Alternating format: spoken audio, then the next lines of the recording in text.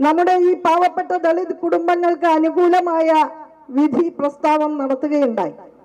അതിനുശേഷം സുപ്രീം കോടതിയിൽ നിയമ പോരാട്ടം തുടരാൻ ആ പരാതിക്കാരൻ തയ്യാറായപ്പോൾ ഈ പാവപ്പെട്ട കുടുംബങ്ങൾക്ക് സുപ്രീം കോടതിയിൽ അഭിഭാഷകരെ നിയമിക്കാനുള്ള സാമ്പത്തിക ശേഷിയില്ല എന്ന കാരണത്താൽ മാത്രമാണ് സുപ്രീം കോടതി വിധി അവർക്കെതിരായി വന്നിട്ടുള്ളത്.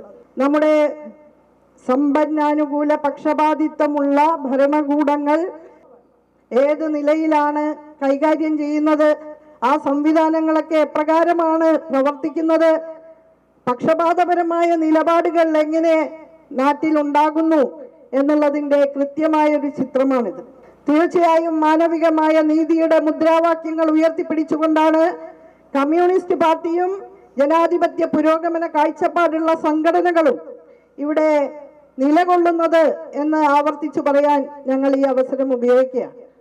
സുപ്രീം കോടതി വിധി എതിരായിട്ട് പോലും കഴിഞ്ഞ ഇടതുപക്ഷ ജനാധിപത്യ മുന്നണി ഗവൺമെന്റിന്റെ കാലത്ത് 14 പ്രാവശ്യം ജുഡീഷ്യൽ കമ്മീഷൻ ഈ നിരാലംബ കുടുംബങ്ങളെ ഒഴിവാക്കുന്നതിനു വേണ്ടി സമീപിച്ചെങ്കിലും ആ സന്ദർഭങ്ങളിലൊക്കെ തന്നെ അന്നത്തെ MLA ഉൾപ്പെടെ ഇടപെട്ടുകൊണ്ട് പ്രതിരോധം സൃഷ്ടിച്ച് ഈ കുടുംബങ്ങളെ സംരക്ഷിച്ചു എന്നുള്ളത് സ്വാഭിമാനം ചൂണ്ടിക്കാണിക്കുകയാണ്.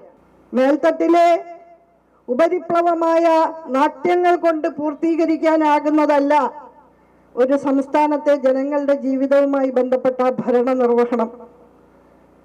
കഴിഞ്ഞ 10 വർഷക്കാലം രാപ്പകൽ കഠിനാധ്വാനം ചെയ്തുകൊണ്ട് തന്നെ ഈ നാടിൻ്റെ അടിസ്ഥാന സൗകര്യ വികസനവും ജനങ്ങളുടെ ക്ഷേമവും കേരളത്തിലെ ജനങ്ങളുടെ ജീവിത നിലവാരം മെച്ചപ്പെട്ടതാക്കുന്നതിനുള്ള പ്രവർത്തനങ്ങളുമെല്ലാം സംഘടിപ്പിച്ച ഇടതുപക്ഷ ജനാധിപത്യ മുന്നണി ഗവൺമെന്റിന്റെ കാലത്ത് ഈ കുടുംബങ്ങൾക്ക് സംരക്ഷണ കവചം തീർത്തുകൊണ്ട് തന്നെ ഇടതുപക്ഷ പ്രസ്ഥാനം അവരോടൊപ്പം ഉണ്ടായിരുന്നെങ്കിൽ തുടർന്നും അതുണ്ടാകും എന്ന് പറയാൻ ഞാൻ ഈ അവസരം ഉപയോഗിക്കുകയാണ്.